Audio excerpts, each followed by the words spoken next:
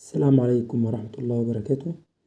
إن شاء الله هنتعلم إزاي نكون مكعب روبوت بطريقة سهلة وبسيطة. بس في الأول لازم نعرف إن في اتجاهات معينة هنمشي عليها وحركات. الحركة اللي فوق دي أب وأب معكوس، ناحية اليمين رايت يمين ورايت معكوس، على الشمال ليفت وليفت معكوس، واللي فوق أب في الوش فرونت معكوس. الألوان هتتكون حوالين المربع بتاعها اللي في المنتصف. اللي في النص ده هو اللون الأساسي بتاع الواجهة كلها. هنا أخضر هيبقى ده كله أخضر، أورنج كله أورنج. دي زاوية. بس هنبدأ بقى إن شاء الله هنكون أول حاجة زائد أبيض حوالين الأصفر. نجيب المربع الأورنج ده يكون أبيض، وده أبيض وده أبيض، يبقى زائد أبيض حوالين الأصفر.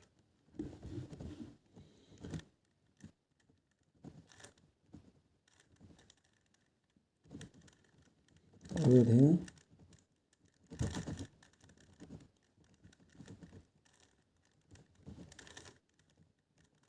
كمان، ده هنلف كده.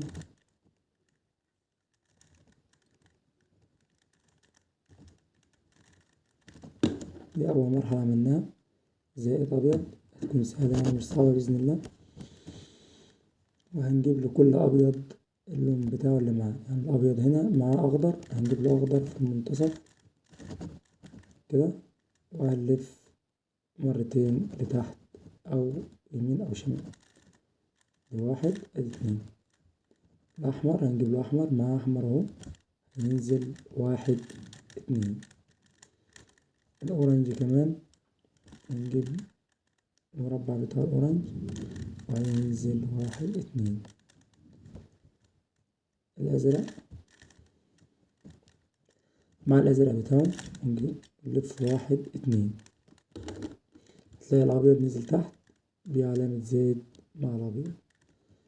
هنلم الأبيض اللي حوالين داير اللي في أي مكان هننزله تحت. هنبدأ بالأبيض، أهم حاجة يكون من الناحية اليمين أو الشمال في المربع القريب، مش بعيد. لو بعيد مش هينفع، لازم يكون قريب. لو على اليمين هنرفعه، هنجيب له الأحمر، هنجيب له الأبيض اللي معاه أحمر، هنجيب له أحمر معاه كده. ده المربع الأساسي. هنرفع مرة ونلف أب وننزل تاني. الأبيض التاني جديد نجيب له اللون اللي معاه الأحمر، نجيب له أحمر معاه في المنتصف، وهنرفع ونلف وننزل وهكذا. الأبيض نخليه قريب لينا من الناحية دي مع أزرق، الأزرق بتاعه موجود. هنرفع مرة ونلف وننزل. هنا كمان الأبيض آخر واحد، نجيب له اللون اللي مع الأورنج وهنرفع ونلف مرة وهننزل. كون معنا الأبيض تمام كده ماشيين صح، بس بشرط إن هيكون الألوان حرف تي مقلوبة. الأورنج حرف تي مقلوب، الأخضر نفس الوضع، والأحمر نفس الوضع، والأزرق حرف تي مقلوبة.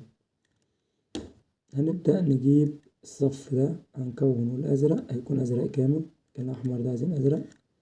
الصف ده هنا هيكون أحمر كله مكان الأزرق والأصفر، الصف ده هيكون أخضر وهكذا، وده هيكون أورنج. ففي طريقة هنعمل بيها. هنشوف اللي حوالين الأصفر فوق، اللون المربع اللي علامة زائد فيه ميكونش فيه أصفر، يعني هنا فيه أصفر مش هيمشي معانا. شوف واحد يكون مفهوش أصفر، هنا أحمر وأخضر تمام. هنا احمر واخضر، هنجيب ليه احمر، لو ما كانش فيه احمر زي كده هنجيب له الاحمر بتاعه المنتصف، وهنبص على اللون اللي مع اللون الاخضر من الناحية اليمين، يبقى نلف العكس لفة ونطلع باللون الاخضر مرة ونلف كمان اب وننزل. هيكون في ابيض جه معانا، هنرجعه بالطريقة الاولى، مع اخضر هنجيب له اخضر هنا وهنرفع ونلف وننزل وهكذا. هنا برضو اورنج واخضر هنشتغل معاه، نجيب له اورنج على الصف كامل اورنج، الاخضر شوفوا من الناحية اليمين والشمال، من الناحية الشمال هنلف العكس واحدة وهنطلع واحدة، هنلف كمان العكس وننزل. في ابيض طلع معانا هنخليه على يميننا نفس الوضع، نجيب له اخضر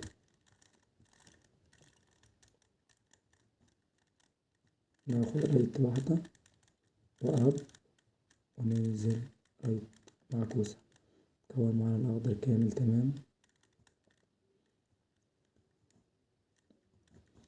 نشوف كمان مربع مختلف ما يكونش فيه اصفر، هنا فيه اصفر مش هينفع، هنا ازرق واورنج هنشتغل عليه، خليه في الوش، نجيب الاورنج بتاعه تمام. شوف الازرق من الناحية اليمين هنلف العكس واحدة ونطلع باللون الازرق ونلف كمان وننزل تاني، هيكون في ابيض ظهر هنرجعه مكانه، نجيب له الازرق ابيض مع ازرق مع ازرق، القاعدة بتاعتنا ابيض زي ما هي كده قاعدة، هنطلع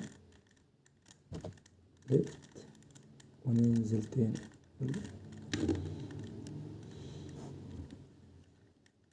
هنشتغل على المربع ده احمر وازرق، هنجيب له الازرق وهنشوف الاحمر من اي ناحية، من هنا هنلف العكس ونطلع باللون الاحمر ونلف كمان العكس وننزل تاني، هيظهر معانا ابيض، هنجيب له الاحمر اللي معاه وهنطلع هنلف هننزل كده اتكون معانا. بعد ما كونا الصف التاني ازرق واحمر واخضر اورنج، تمسك المكعب نفس الوضع، قاعدة ابيض ومن فوق اصفر على هيئة المعكوسة الاصفر، هنمسك على وضع المعكوسة، يعني لو كده مش المعكوسة كده مش هينفع، نخليه على هذا الوضع المعكوسة علشان نعمل موجب اصفر، عايزين موجب اصفر هنا، فهنمسك المربع على المعكوسة كده وهنعمل الخوارزمية دي فرونت اب ورايت اب معكوس ورايت معكوس وفرونت معكوس، تمام كده اهو زائد اصفر.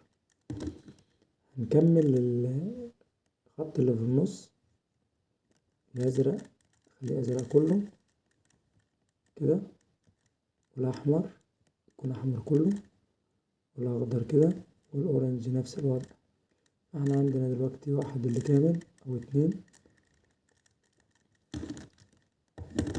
هنشتغل على موجود اتنين تمام، لو واحد هنخلي عليه من اليمين هيطلع معانا التاني، وهنكرر هيطلع معانا الأربعة التانيين، الاتنين التانيين، هيبقى الأربع اتجاهات كاملين الصف اللي في النص لون واحد، فكده احنا معانا اتنين الأخضر والأورنج صف كامل، اللي في المنتصف نخلي الأخضر على اليمين ولون الأورنج من الخلف، وهنعمل الخوارزمية اللي جاية. هنعمل ايه؟ رايت واب ورايت انفيرس او رايت معكوس واب ورايت واب مرتين ورايت معكوس. نلف المكعب، طلع معنا الازرق كامل، الاحمر كامل، والاخضر والاورنج. لا احنا ماشيين صح وتمام. هنصحح الاركان دي ان هي تكون الزاوية نفس الوان الاوجه التلاتة اللي هي فيها، يعني دي زاوية فيها 3 الوان وهنا في 3 اوجه. الاصفر تمام، الاحمر مش موجود، والاخضر او يبقى كده دي مش تمام. شوف واحدة تاني، اخضر مع احمر واحمر واصفر وازرق، كده دي مش مظبوطة. الواجهة دي فيها اصفر تمام واورنج اهو والازرق تمام، كده الواجهة دي صح. فاحنا نصحح كل الاوجه ان هي تكون 3 الوان متوافقين مع ال3 اوجه. فهنعمل ايه؟ هنمسك الواجهة الصحيحة نخليها على اليمين، وهنعمل اب ورايت اب معكوس وليفت معكوس واب ورايت معكوس واب معكوس وليفت. بص على الزوايا، اصفر اورنج وازرق تمام، اخضر واورنج واصفر تمام، وجهة مظبوطة. هنا الاخضر والاصفر من فوق والاحمر تمام، كده اتعدلت كل الزوايا بتاعتنا نفس الالوان بتاعت الاوجه التلاتة اللي هي فيها. هنرفع الاصفر اللي في الجنب ده نخليه فوق، ده المكان الطبيعي بتاعه علشان نكمل المربع بتاعنا بحركة سهلة جدا، خوارزمية سهلة، وهي رايت معكوس واسفل او داون معكوس ورايت واسفل، رايت معكوس واسفل معكوس ورايت واسفل. هنكرر على طول نفس الوضع حتى يظهر الاصفر من اعلى، رايت معكوس اسفل معكوس ورايت واسفل. هنا الاصفر طلع من فوق، هنجيب الاحمر او الاورنج عشان نطلع الاصفر بتاعه.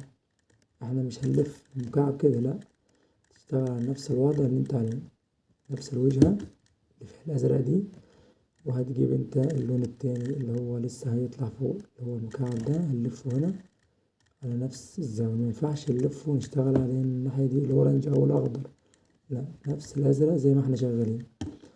وهنعمل نفس الوضع، رايت معكوس أسفل معكوس ورايت وأسفل، ونكرر رايت معكوس أسفل معكوس ورايت وأسفل. الأصفر ظهر، نجيب آخر مربع معانا اللي هو الأحمر والأخضر والأصفر، نفس الكلام، أسفل معكوس رايت معكوس أسفل معكوس ورايت وأسفل، أسفل معكوس رايت معكوس ورايت وأسفل. كده مكعب عايز دوران خفيف كده، وخلص معانا المكعب أبيض وأحمر والأخضر والأصفر. لازم نحفظ الخوارزميات أو نركز في الحركات وبعدين نحفظها نشتغل، عشان لازم كل طرق تتحل بيها، مينفعش يتحل بأي طريقة عشوائية. والسلام عليكم ورحمة الله وبركاته.